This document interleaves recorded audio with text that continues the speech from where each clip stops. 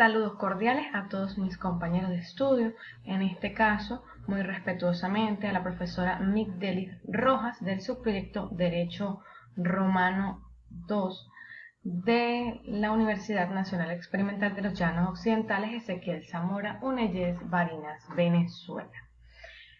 En esta oportunidad vamos a hablarles sobre los procedimientos de las acciones de la ley. Mi grupo está conformado por Soto Ana, Contreras Yajaira, Quintana Pedro, Armando Rivas y quien les habla, Cleidy Soto. El procedimiento de las acciones de la ley, la tramitación procesal general, nos dice que la trascendencia de las instituciones romanísticas ha dado a los estudios del derecho las distintas eras y lugares del mundo la oportunidad de desarrollar sus instituciones jurídicas. La importancia del mismo no solo radica en la creación clara y precisa de la norma, sino también en las distintas situaciones históricas de tipo político, económico y social que de manera ineludible influyeron en el desarrollo del derecho romano y sin lugar a dudas del derecho en el mundo, incluso en la modernidad. Hoy nos ocupa el análisis de una de las instituciones romanísticas más importantes de la época antigua, el procedimiento de las acciones de la ley, el cual desarrollaremos de la siguiente manera: aspectos generales de su denominación, vigencia, caracteres y clases de tratamiento tanto general como y especial de las leyes y acciones. Una de sus definiciones es que resulta difícil concebir una definición de este procedimiento. No obstante, algunos señalan que consiste en ciertos procedimientos compuestos de palabras y de gestos rigurosamente determinados, que debían ser realizados ante el magistrado, bien fuera para llegar a la solución del pleito o bien como vía de ejecución, forma arcaica de proceder en defensa de los derechos, caracterizada por la realización de ciertos ritos y pronunciamientos de determinadas fórmulas sacramentales y fijas acciones. Los gestos y las palabras eran concebidos como esquemas formales, precisos y fijos que necesariamente tenían que hacer los que se someten a ellas, sin poder obviar uno solo de los requisitos por perder el litigio. La ley More Comiciales daría a tales actos formales su reconocimiento, a un tácito como modo idóneo de hacer valer los derechos. Los caracteres de la legis action en el sistema de procedimiento podemos mencionar los siguientes: que participa de la doble instancia, por tanto, existe la separación de los procesos en dos fases, la in juris ante el magistrado, otra in juicio ante el juez. Que en el procedimiento de las acciones de la ley, la función del poder público es todavía muy limitada. Las partes pleitantes deben presentarse ante el magistrado. Otra sería que el procedimiento de las acciones de la ley solamente pueden ser ejercidas por los ciudadanos romanos y en la misma ciudad de Roma o dentro de una milla de la ciudad, y han de hacerlo precisamente ante un magistrado romano competente. Por consiguiente, que ni se podía proceder a los ritos de las acciones de la ley, sino durante los días fastos. No obstante, capio podía realizarse aún en un día nefasto y fuera de la presencia del magistrado. Por ello la duda que ésta fuese una acción de la ley. También que en el sistema no se admite la representación. Nadie en cuestiones de justicia podía sustituir o suplantar a otra persona. Que sólo pueden ser ejercitadas aquellas acciones expresamente reconocidas en la ley de las 12 tablas, que en las formalidades y solemnidades orales en que ha de desarrollarse su tramitación deben cumplirse necesariamente bajo pena de perder el litigio a los términos exactos prescritos por la ley. Continuarán mis siguientes compañeros. Muchísimas gracias. Buenas tardes, mi nombre es Yajaira Contreras y continúo con nuestra exposición, el proceso en este sistema y su tramitación. El proceso se inicia por un acto cuya finalidad es de hacer comparecer o llevar a las partes ante el magistrado. Para ello se procede de manera sencilla y sin complejidad. Es el mismo accionante o demandante quien ordena a su adversario diciendo: el demandado tiene que cumplir la orden o dar que garantice su comparecencia el día fijado. De lo contrario, el demandante se hace valer de testigo. Desde entonces puede obligarlo a viva fuerza y conducirle a pesar de su resistencia. Posteriormente se procede a la designación del juez, lo que al inicio se hacía de forma inmediata. Se dice que una ley estableció un término de 30 días vencido, el cual las partes debían volver para recibir al juez.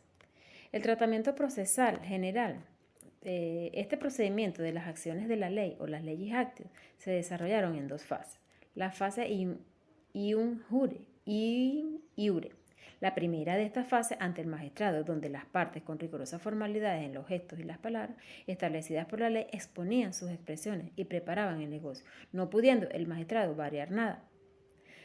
Para que al analizar tal documento, tenga un sentido amplio del problema existente y tenga la facultad de condenar o absolver al demandado, la fórmula o el escrito realizado por el pretor debe contener los siguientes elementos principales. La asignación del iudex, juez que se hará cargo del litigio. La demonstratio consiste en la exposición de los hechos y señala la causa por la cual se lleva a cabo el litigio. La intentio se indica la pretensión del demandante actor. Esto es la cuestión misma que se basa en el proceso. El intentio puede ser de carácter certa o incerta. De carácter certa, cuando el objeto del litigio esté perfectamente determinado. Incerta, cuando esté indeterminado y su determinación sea bajo criterio de un juez. En resumen, es la parte más importante de la fórmula, la condenatio. La fórmula la confiere el juez la facultad de absolver o condenar al demandado. La audicatio faculta al juez a adjudicar total o parcialmente el objeto del litigio. Esta parte de la fórmula solo existirá en aquellos casos en los que se ejerce una acción divisoria. Dicha fórmula puede tener elementos accesorios tales como las excepciones se pueden colocar a continuación de la intentio como condición negativa, es decir, una condición impuesta al juez. En otras palabras, el juez solo podía condenar al demandado si la intentatio es justificada y si la excepción no está, si el demandado prueba su excepción. Existen dos categorías de excepciones. Las perentorias, estas pueden ser opuestas en cualquier momento y pueden destruir totalmente la acción. Las dilatorias solo pueden ser opuestas en cierto momento y bajo ciertas circunstancias estas pueden paralizar la acción temporalmente, es decir, solo pospone sus defectos. Las excepciones pueden ser objetadas por una réplica del actor a la cual puede oponer el demandado, una dúplica. Las prescripciones eran partes que precedían a la demonstratio y en ocasiones la reemplazaban, unas veces en interés del demandante. Ex parte tiene por objetos limitar y precisar la demanda. Es todo. Gracias. Tenemos que el litis, este es el primer punto como tal. Punto noveno, tenemos el litis contestatio. Rápidamente es el último acto llevado a cabo por el magistrado, el cual se termina la primera fase del procedimiento, también considerada como la piedra angular del proceso.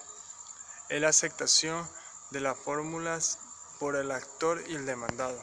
También tenemos otro aspecto que es la acción real. Se podrá rechazar si existe una aceptación interpuesta por el demandado a excepción de cosas jugadas. Continuando.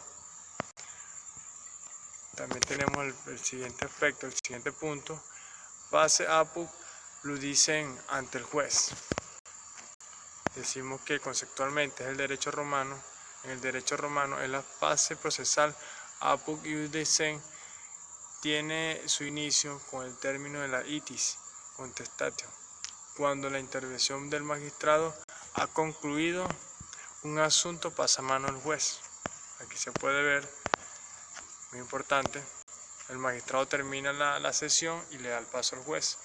Se puede ver en este ejemplo, el juez tiene que ser una persona tan aplicada como el magistrado. Continuando, tenemos en este punto, este procedimiento se transmite de la siguiente manera. Los demandantes debían consignar el valor de la apuesta de manera inmediata o bien garantiza el pago mediante preades. Otro aspecto muy importante, tenemos las partes debían escoger al juez mutuo y no debía existir ninguna manera, lo realizaban por suerte o designaban tomando en cuenta las recomendaciones del pretor. Aquí está la selección de los jueces, seleccionan sus jueces y continúa. Por último, al mismo punto tenemos las características. Rápidamente, los testigos de un acto ante el pretor debían exponer o explicar ante el juez lo sucedido en el acto, denominándose litis contestatio. Y otro aspecto fundamental, el juez carece de autoridad pública para ejercer y cumplir el fallo. Muchas gracias. Saludos, profesora y compañeros. Continuamos con la exposición en lo que respecta a los procedimientos de acciones de la ley. En este momento pues hablamos del punto de desarrollo. En la fórmula que se entrega al juez. Base o programa del proceso. Elementos de hechos existentes. Orden al juez de aceptar el cargo. El juez debe adquirir convicción de la existencia de los hechos que van a servir de base para la sentencia. Principios que imperan en procedimiento.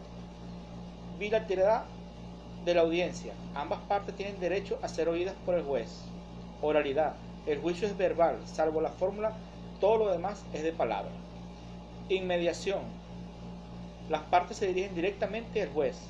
Publicidad. Las audiencias donde se celebran los juicios son públicas. Ahora bien, hablamos sobre las pruebas. La totalidad de las actuaciones apud iudicem eran orales. En esa etapa procesal cuando intervienen los abogados y en relación a sus discursos se procede a la recepción de las pruebas como tal. Estas pueden consistir en declaraciones hechas por los litigantes o en declaraciones hechas por testigos, aunque también cabía la presentación de documentos. Sin embargo, el derecho romano clásico se caracteriza por mostrar una ligera preferencia por las pruebas testifical, a diferencia del mundo helenístico, donde era ostensible más importante la prueba documental. Documentos. El primer tipo de documento usual en la práctica de Roma la constituían las tablillas, donde se recogían las declaraciones extrajudiciales de los testigos para ser presentadas en el futuro ante el juez. También era frecuente que interviniesen como medios de prueba las cartas de carácter privado y los libros de cuenta, especialmente la de los bancarios. Los banqueros eran obligados por el pretor a presentar sus cuentas con indicación de fecha a cualquier cliente que se los hubiese solicitado. Sentencia. La resolución del juez pone al término del juicio resolviendo el asunto sometido a su decisión, el cual puede ser declarativa cuando se limita a reconocer la existencia de una situación de hecho, constitutiva, en la que crea derechos reales en favor de las partes, condenatoria o absolutoria, la que acoge o rechaza la acción deducida. Partidos que pueden obtener el juez: abstenerse de dictar sentencia si no existen suficientes elementos de juicio para pronunciarse; absolver al reo si el demandante no prueba los fundamentos de su intención demandada en base a pruebas; condenar al reo si se prueban los hechos que se sirven de fundamento y no se oponen excepciones y no se probaron los fundamentos. Sentencia al reo a pagar la sanción meritoria. Gracias. Buenas tardes, mi nombre es Ana Soto. Continuando con la exposición, les voy a hablar sobre los partidos que puede obtener el juez. Abstenerse de dictar sentencia si se estima que no tiene suficientes elementos de juicio para pronunciarse; absolver al reo si el demandante no prueba los fundamentos de su intento, el demandante prueba su exceptio; condenar al reo si se prueban los hechos que sirven de fundamento en el intento y si no se opusieron excepciones y no se probaron los fundamentos de estas. El juez debe situarse en el estado de cosas que había al momento de la litis contatio, efecto o retroactivo, lo que ocurra después, aunque el demandado cumpla con la presentación de declamatoria. En la legis actio de conocimiento podemos dar a conocer que el litigatio por sacramento consistía en una apuesta sacramental practicada por las partes del tomo en la variedad de sus reclamaciones, consignando una cantidad de dinero antes de perifixi como garantía de lo afirmado. Y el per sacramentium consiste en que la legislación podrían hacerse valer los poderes de pater familias del heredero en el propietario versus sus terceros, y por sacramentium iniciaba con la afirmación de actor en cuanto a la variedad de su derecho de crédito. La respuesta del demandado, sin embargo, no consiste en una afirmación similar a la del actor. En conclusión, procedimiento declarativo en orden general. Aquí se recurre cuando no existía el procedimiento de asunto que pueda ser afirmado al derecho del individuo sobre las cosas de derecho real en in personas para exigir algo a alguien de derecho personal o crédito. En especial los casos que se dividen en comunicación de la fijación de distintas cosas en donde existan controversia propiamente de tal entre las partes. Además, en la ley de las tablas la hace aplicable por los créditos procedentes de una simultánea, y si su tramitación también puede evitarla en el sacramentium. Consiste, por ejemplo, el caso de crédito de afirmación de la variedad de su existencia y por parte del demandante y de la negociación del demandante respectivamente. Es todo de nuestra exposición. Espero que sea de su agrado. Saludos cordiales. Buenas tardes.